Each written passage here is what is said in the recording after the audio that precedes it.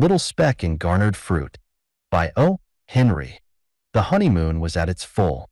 There was a flat with the reddest of new carpets, tasseled portieres, and 6 steins with pewter lids arranged on a ledge above the wainscoting of the dining room. The wonder of it was yet upon them.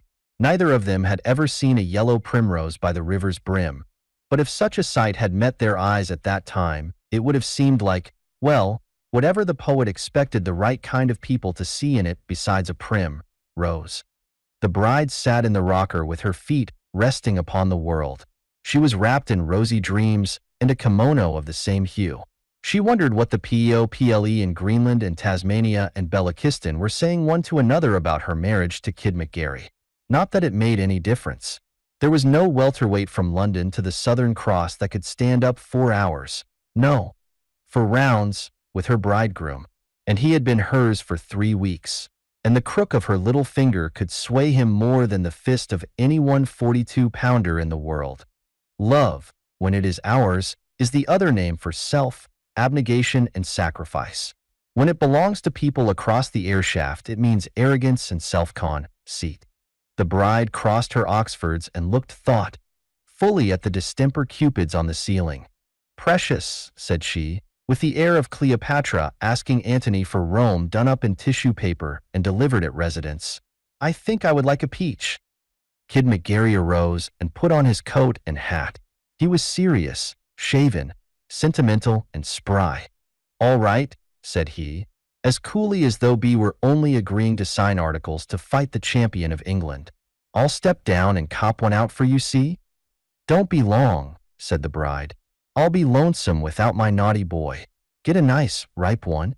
After a series of farewells that would have befitted an imminent voyage to foreign parts, the kid went down to the street. Here he not unreasonably hesitated, for the season was yet early spring, and there seemed small chance of resting anywhere from those chill streets and stores the coveted luscious guerdon of summer's golden prime. At the Italian's fruit stand on the corner he stopped and cast a contemptuous eye over the display of papered oranges, highly polished apples, and sun-hungry bananas. "Got a peach?" asked the kid in the tongue of Dante, the lover of lovers. "Ah, no," sighed the vendor. "Not for one Montcalm de peach. Too soon." Gotta da nice orange. "Like Ada orange?" Scornful, the kid pursued his quest. He entered the all-night chop house, cafe, and bowling alley of his friend and admirer, Justice O'Callaghan. The O'Callaghan was about in his institution, looking for leaks. "I want it straight," said the kid to him. "The old woman has got a hunch that she wants a peach. Now, if you've got a peach, Cal, get it out quick. I want it and others like it if you've got 'em in plural quantities." "The house is yours," said O'Callaghan, "but there's no peach in it. It's too soon. I don't suppose you could even find 'em at one of the Broadway joints. That's too bad. When a lady fixes her mouth for a certain kind of fruit, nothing else won't do. It's too late now to find any of the first-class fruiters open. But if you think the missus would like some nice oranges, I've just got a box of fine ones and that she might." "Much obliged, Cal. It's a peach proposition right from the ring of the gong. I'll try further." The time was nearly midnight as the kid walked down the West Side Avenue. Few stores were open, and such as were practically hooted at the idea of a peach. But in her moated flat, the bride confidently awaited her Persian fruit. A champion welterweight not find a peach? Not stride triumphantly over the seasons and the zodiac and the almanac to fetch an Amston's June or a Georgia cling to his own. The kid's eye caught sight of a window that was lighted and gorgeous with nature's most entrancing colors. The light suddenly went out. The kid sprinted and caught the fruiterer locking his door. "Peaches," said he, with extreme deliberation. "Well, no, sir. Not for 3 or 4 weeks yet. I haven't any idea where you might find some. There may be a few in town from under the glass, but they'd be barred to locate. Maybe at one of the more expensive hotels, someplace where there's plenty of money to waste. I've got some very fine oranges, though, from a shipload that came in today." The kid lingered on the corner for a moment, and then set out briskly toward a pair of green lights that flanked the steps of a building down a dark side street. "Captain around anywhere?" he asked of the desk sergeant of the police station. At that moment the captain came briskly forward from the rear. He was in plain clothes and had a busy air. "Hello, kid," he said to the pugilist. "Thought you were bridal touring? Got back yesterday. I'm a solid citizen now. Think I'll take an interest in municipal doings. How would it suit you to get into Denver Dick's place tonight, Cap?" "Past performances," said the captain, twisting his mustache. "Denver was closed up 2 months ago." "Correct," said the kid. "Rafferty chased him out of the 43rd. He's running in your precinct now, and his game's bigger than ever. I'm down on this gambling business.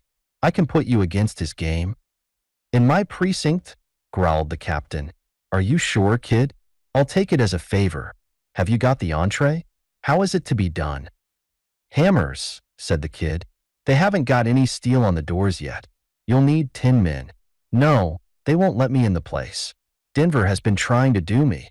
He thought I tipped him off for the other raid. I didn't, though. You want to hurry. I've got to get back home. The house is only 3 blocks from here." Before 10 minutes had sped, the captain with a dozen men stole with their guide into the hallway of a dark and virtuous-looking building in which many businesses were conducted by day. "Third floor, rear," said the kid, softly. "I'll lead the way." 2 axemen faced the door that he pointed out to them. "It seems all quiet," said the captain doubtfully. "Are you sure your tip is straight?" "Cut away," said the kid. "It's on me if it ain't." The axes crashed through the as yet unprotected door. A blaze of light from within poured through the smashed panels. The door fell, and the raiders rang into the room with their guns handy. The big room was furnished with the gaudy magnificence dear to Denver Dick's Western ideas. Us well-patronized games were in progress. About 50 men who were in the room rushed upon the police in a grand break for personal liberty.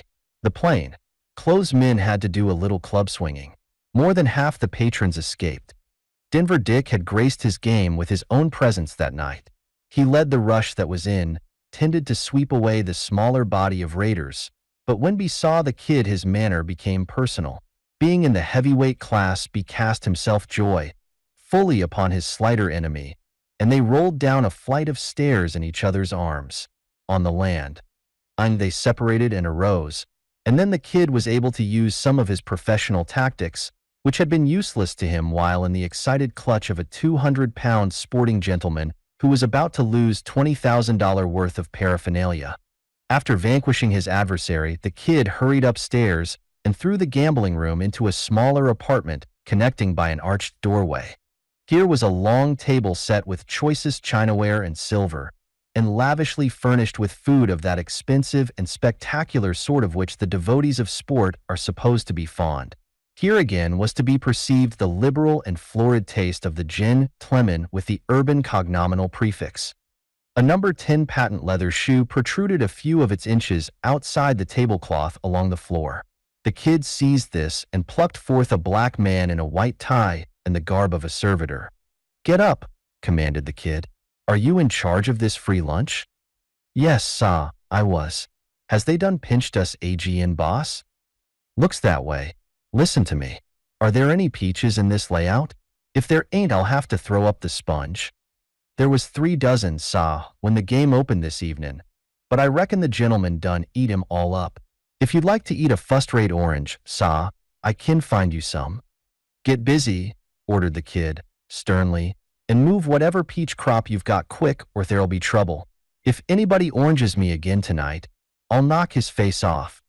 The raid on Denver Dick's high-priced and prodigal luncheon revealed one lone, last peach that had escaped the Epicurean jaws of the followers of chance.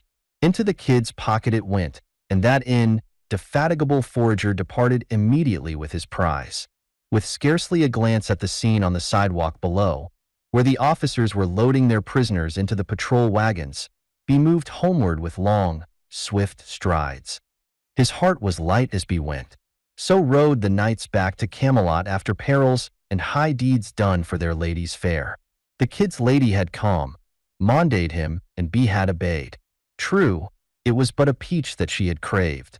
But it had been no small deed to glean a peach at midnight from that wintry city where yet the February snows lay like iron. She had asked for a peach.